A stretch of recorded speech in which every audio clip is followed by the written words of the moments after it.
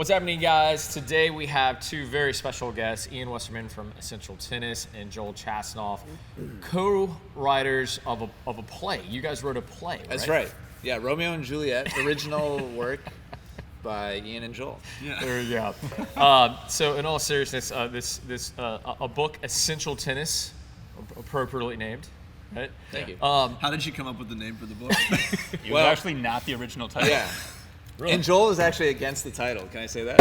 It wasn't my first choice, but we eventually realized it was the best option. The original working title was "There Is No Ball." Oh, I like that. Yes, isn't that intriguing? We gotta change it. We gotta change it.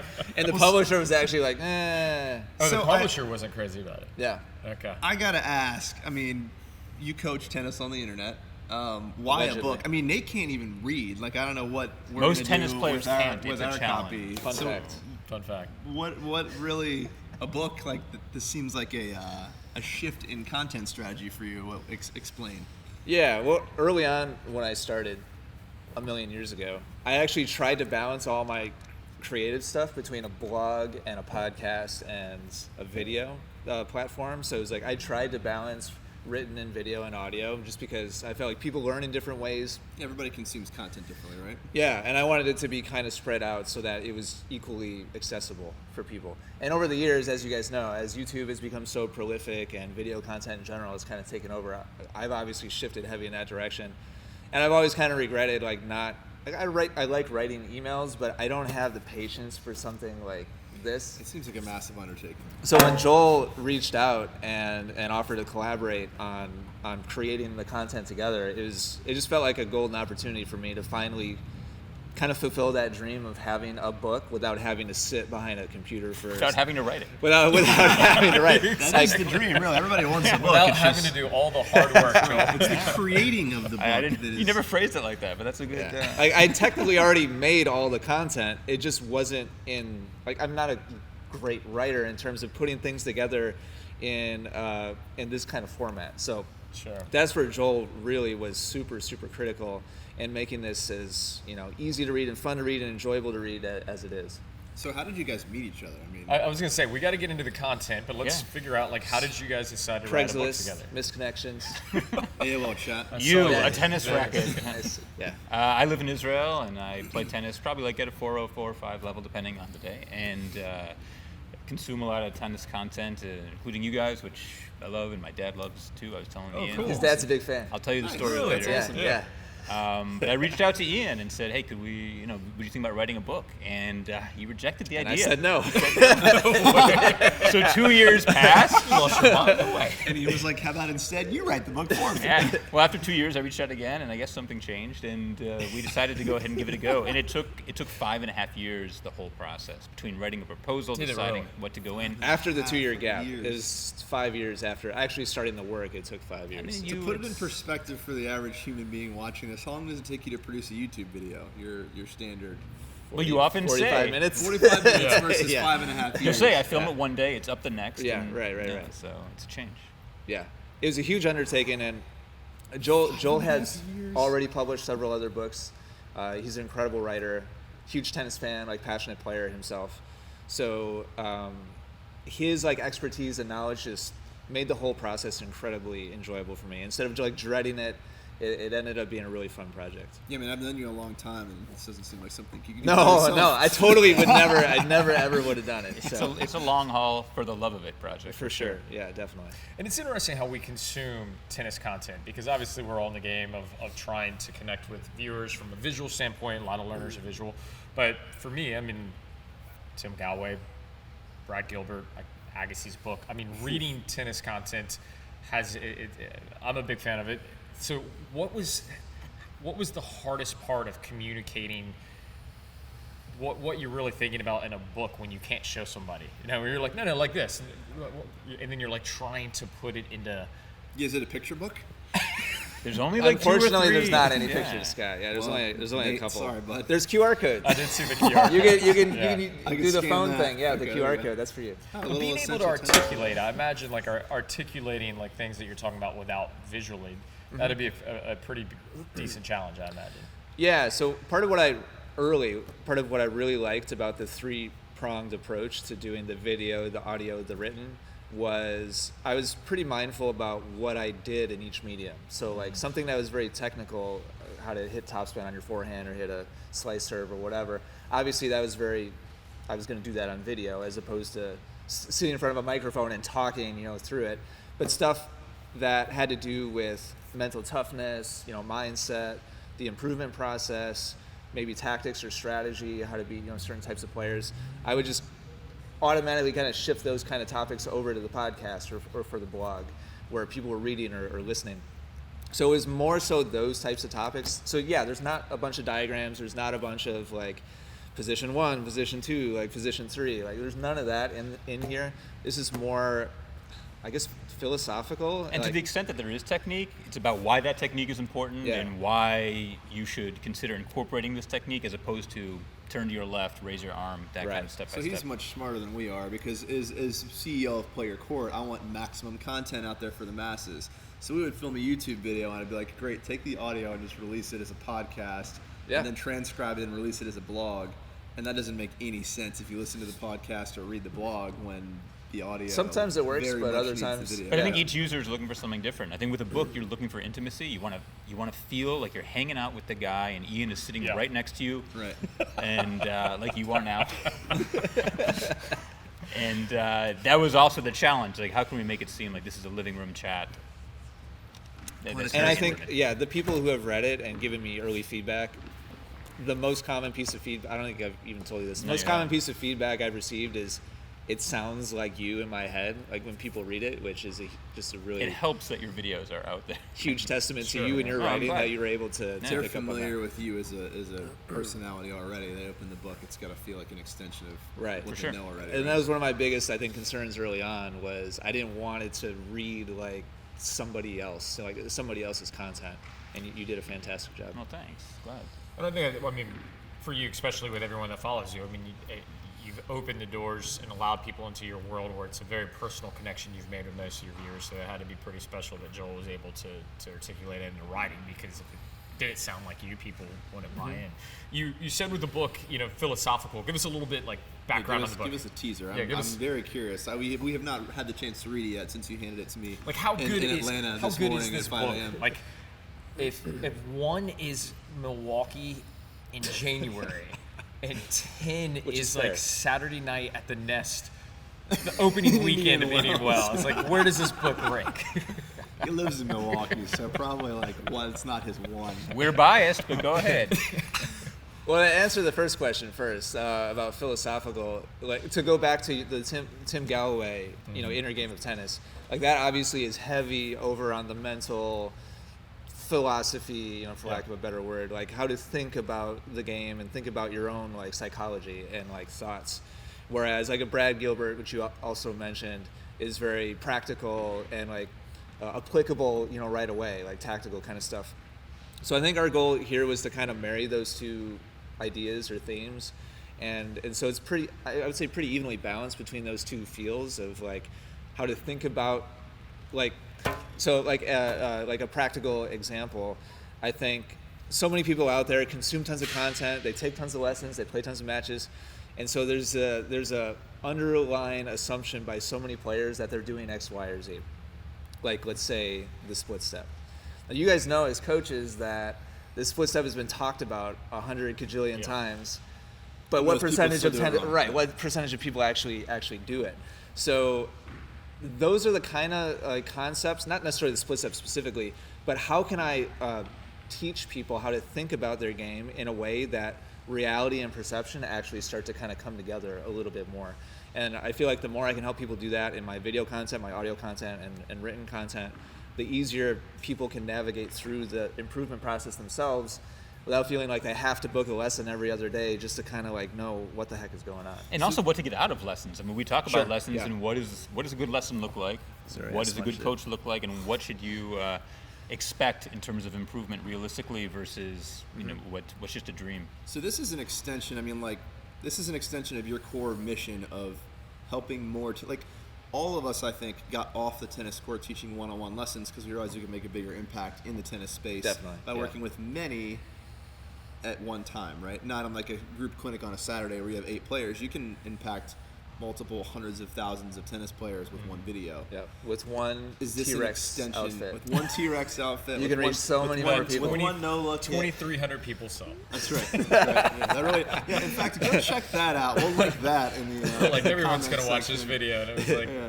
2301. Oh, really? It Oh, did man, not I do love it. that video. It did Yeah, not do that's well. a shame. Sorry. But Anyway, so yeah, this is an extension of your overall mission. The reason you got off the tennis court, For sure. Same concept here. It's just another channel through which people can consume and you can help, right?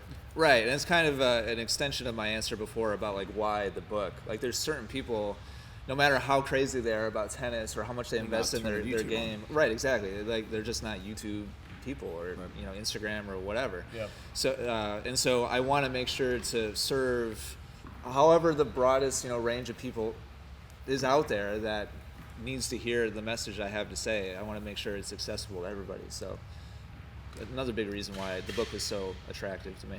Was there anything after writing the book that changed the way you teach tennis? Like, is there anything like, and maybe for you too, Joel, like having written it, did after completing the book, did it change anything philosophically about tennis for you as a coach, as a player? You want to answer first? Sure. Yeah, I think for me, part of what I enjoyed most about the process with the 5 years, we started off with over 100 topics and narrowed it down. There's 38 now inside the book that we felt were like the most important to actually leave in the finished and actionable, that they could actually do something Yeah, with. definitely. That people can go out and like do something practical right away. So throughout that process, as we worked back and forth, and he would consume whatever the podcast episode was, or blog article, or video that I felt was critical, he would write like a draft of it, and then basically interview me about the content. And as we went through that process, and he basically interviewed me 38 separate times about different concepts that I felt were so important. He forced me to articulate more and better and make connections throughout different topics in the book that I never really thought about before. So I feel like having gone through this, when I'm on the court with a student, it's easier for me to more clearly see different things from different angles in terms of like the process of how do I help this player go from A to B as quickly as possible. And so yeah, to me that's been the biggest benefit as a coach, and it's really been a great outcome for me. How about as a player? As a player, I mean, a few things. I thought by the end of the book, my forehand would be faster and more spin, but really, Wait, it's not? I'm not saying it's not. I'm saying the takeaway is, first of all, that technique isn't everything. Your And philosophy, my tennis game has not changed. I think a lot of players at my level think that technique will solve every single problem, and I've learned so much more just about basic strategy that you can implement in every match. Paying attention. I never used to pay attention during matches to what was going on, and now I'm aware that I should be paying attention. It's still hard to do, but the idea that I should be keeping track of what mistakes the opponent is making, how to capitalize, that a lot of my strategy will be based on what he's doing, not how I should be better. And I think the third thing is just a realistic view of what tennis is and how many points I'm going to lose no matter how well I'm playing. We make that's a big part of the book, is realistic expectations and what getting better actually means and how long it takes. I think it's refreshing to have a content outlet that I know for a fact is not technique based, because when I'm looking at this book, there's no way you're teaching me how to add topspin to my forehand by reading lines on a sheet of paper. And I think so many players out there absolutely do not understand that technique is not what separates you apart. And it's funny because all the way at the highest level of tennis, everybody's got good technique. It's who's got the weapons in between the ears that end up in the top 5, winning the Grand Slams. I go back, we referenced Galway. I would go back and I'm excited to like really get in. I love reading tennis books. Like, as far as like consuming, like cool. I feel like I absorb it. I really take time with it. But part of it, to that point, like with Galway, for me, as a player, not necessarily as a coach, I want to get so far removed from technique and get focused on sending and receiving in the actual inner game or whatever it might be. And I think so many players, it's like, but if I had the perfect form or my forehand and the perfect form or my serve, and it's like, it's true. There's a lot of players with really bad form that win a lot because they're playing an entirely different game. Let's not go there. The book Winning Ugly. You're right, yeah, I don't know anybody like that. That's weird. I mean, my game is disastrous to look at, but let's be honest, I'm way smarter than Nate, so I still am able to beat him with much uglier strokes. Nice. So, I mean, they are much uglier. You had something to say, though. Yeah. We got to. is there a Brad Gilbert comparison here too? I don't want to lose that thought, but answer that question first, because like the winning ugly concept, I would imagine there's going to be a lot of parallels between the two books. Like maybe this is a 2022. I think they're version. very, very different. Okay. Go ahead.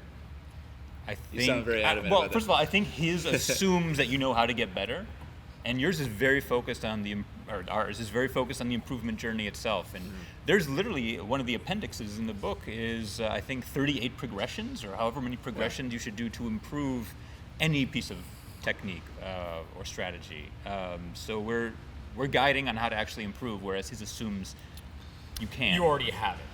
Yeah, like where Gilbert already assumes that you have the basics. Yeah. The old, saying like, give a man a fish, he eats for a day. Teach a man to fish, and he, eats for a lifetime. I think a lot of the content out there is very fish, focused. Yeah. And I've always been really passionate about arming my students with the perspective and the context and the knowledge and the tools to be able to go home and self-guide themselves. Okay. So in a nutshell, that's, I think, what separates this from most other books. I think that's out what there. separates good coaching from great coaching, right? Like we talk about this when we bring our clients in. The goal is not to make you feel good for an hour and then you leave and then it all falls But that's apart. so rare that a right? coach has that perspective. Yeah, that they're not trying to because the coaches are a for-profit business, obviously. So if you we figured it out. Yeah, don't tell anybody. But yeah, I mean, if you fix all their problems in one session, where now all of a sudden they know what the coach knows and they can correct themselves, it's really hard to make money that next week on your Monday 4 o'clock lesson. It's also hard to make money in a traditional club setting where somebody walks off your court after 60 minutes and they don't feel better than when they were hitting the balls the first minute, They put in the correct right, work to which kind of become. handcuffs the coach to only focus on things that are improvable in 60 minutes, Right. which by Everybody wants the definition magic is going to pill. be a surface level, kind of thing. Yeah, you get the fluff sprinkled in to make sure that you got your workout and you feel good about where you're at. And let's hit some serves for the last 2 minutes. Totally. Well, it's like going to work with a personal trainer and they make you work on flexibility for the first day and you're like, well, this isn't the right guy for me. But it's like that's actually what you need to get in better shape ultimately. But it's not the sexy thing that everybody wants, right? It's like, totally. I thought you were just going to make me sweat really hard and burn a bunch of calories. I would imagine it's a very similar concept with the book. It's like what you want is the magic pill that makes you hit your forehand harder, and that's actually not what you need to improve your game. Well, that's everybody wants to die. I mean, let's be honest. It's a lot with YouTube and everything else as well, where everybody's looking for the magic pill. Yes. Yeah. Tell me the magic pill to make my forehand awesome today. And it's like you need to completely restructure your forehand. That's the magic pill. You need to start and take a close look. My favorite line from this from what I've read so far was that if you only had $20, This keeps coming up. don't buy the book. Yeah. Go get a tripod. Return the book. Yeah, and then go buy a tripod. Get a tripod and That's record not a yourself. very intelligent launch strategy. I'm not As the a smartest businessman. Yeah, I'm a content guy. Just Yeah. some business advice. But he's honest. It's the number one But key to also getting If better. you only had $40, Buy the book buy and a the tripod. book and a tripod is what he really meant. But to this Better is mar- where better our marketing. our Better philosophy is marketing. completely aligned in this. Like we don't get on court with anyone without a camera. And even before I was working with Scott with Player Court, if I got on the camera, back when Dartfish, it was that huge setup and everything else. People had to pay for it, but I would come out with whatever I could and be like, "Do you see this?" Yeah, because don't tell me about it. Show me. Yeah. Tell us a little bit about that particular line. Like, why are you so passionate about people filming themselves? Yeah, it goes back to the idea of perception and reality being different, like totally different. Oh God, that's what I look like. I mean, Is what in a you hear nutshell, most commonly, right? Right. In a nutshell, like that's her job as a coach. Like, And it usually is that. Like, it's like, Oh no, I thought you said, Right. you have players who think, I thought I looked like Federer, and yeah, I don't. right. There's the internal, perception of like you think. One of the hardest things that we do is like break that news, right? It's Yeah. like you think you're doing X, Y, Z. You got and bad news. Look at It's this. not quite. Yeah. We got to work on this a little bit, and you know what I'm talking about. But so many of those students, correct me if I'm wrong, have been taking lessons for 10 years already. And they've been around the block a whole lot of times. They've played a whole lot of matches. And there's just, like I said before, like an assumption that, well, I must be swinging a low to high or finishing over my shoulder, whatever it is. And when they see the reality, there's this moment of no. shock and dread. Yeah. And that's kind of, in a nutshell, what I'm most passionate about. Because to the degree that there's those gaps in perception and understanding for the player, how do you expect to get better when you're on step like 8, 9, 10, but step number 1 isn't correct yet, but you've already moved on because you're like, oh yeah, I got that. And so that's a big chunk of like this book is helping players arrive at those like aha, moments. Understanding the roadmap and making sure they're not skipping ahead. Yeah, totally. You are the father of this child. Oh, jeez, that took a really sharp turn there. Chapter 39. I am just thinking of the reveal though, because there always is this like awkward. I'm like, because you kind of, we're using iCoach or whatever, and you got this side by side, and you're like, so this is what you're doing, and here's Federer. You are the back end. And you just immediately you see them just like, Oh no! Wait, which one's Federer? Oh, that one. Yeah, you can see the look on their I've been face. there. Just The like, disappointment sets in. Totally. So Maury, who is the father, jokes aside, tell me why should somebody buy this book, right? Like you obviously feel passionate enough about this to spend 5.5 years of your life on it. I know we talked randomly in an Atlanta airport connection here this morning, which is extremely random. because you're both arriving. It's random because you're both going to the same place. Well, it's and random you because I happen to be- live here and he's flying here to film this video with us, and I'm just like What the hell are you doing here? You know how when you bump into somebody that you know really well, Serendipitous. but in just like the wrong spot, and you're just like, what are you This guy's doing like, here? we were supposed to be in Virginia, right? Yeah. We're not filming this in the Atlanta airport. But so, no, we talked in the airport. 5.5 years, you're not anticipating this being like a massive revenue stream, like life-changing lever pull in your business. Like, Oprah book money. Yeah. Right, like this is a passion project that you've spent more time on than any of your paid anything.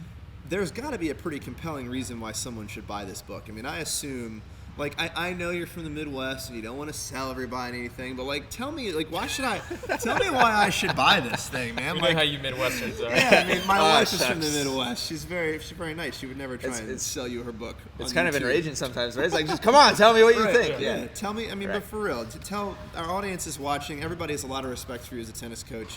Tell us what's different about this. Why should we buy this thing? What's the impact here?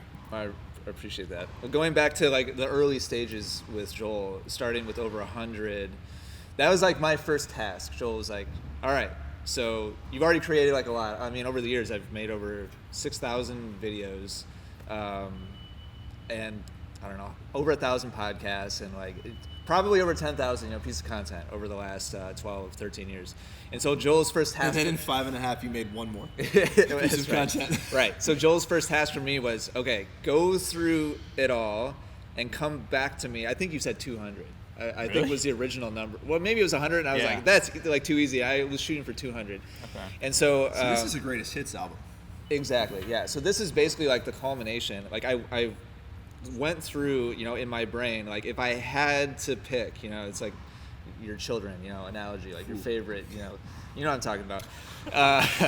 If I had to pick, I actually love both of my sons the same, but carry on. if I had to pick like the core principles across all these thousands and thousands of ideas that I've like put out there over the years, and then we got that, and then we cut it in a third, and it was like painful, like revision after revision after revision, cutting stuff out and just leaving like the most essential elements. Haha. You see what I did there? Right. Picking up what I'm So, I putting mean, down. really, this is important because, with all due respect, like, I remember as a tennis coach when I first started coaching, like, if you were taking a lesson with me, you were a guinea pig. Like, I didn't know what I was doing yet. So, That's like, all- yeah, it's I all was coaches. figuring it out For sure. while getting paid $60 an hour by you to help you improve your tennis game. But now that I've done it for 15 years, like, I've seen every situation, and when you come Right. here, there's no guinea pig experiment anymore. I know exactly the scenario, I know how to fix it.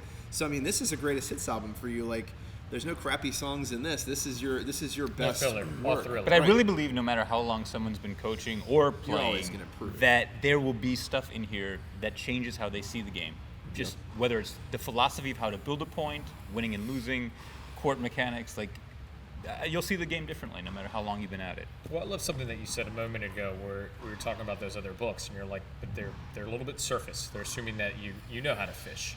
So this is much more, and to clarify that, like for me, if I'm reading Galway, it's because for me, I'm probably too in my head. I teach technique all day.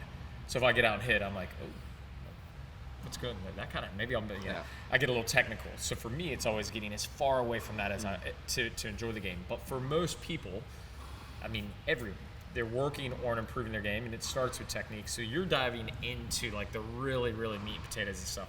It sounds like it's a much deeper. I think these are the intangibles. These are the intangibles that you didn't know you needed. You don't know what you don't know. You did not know you needed to know this stuff, right? That was great. It's depth. Yeah, that's perfect.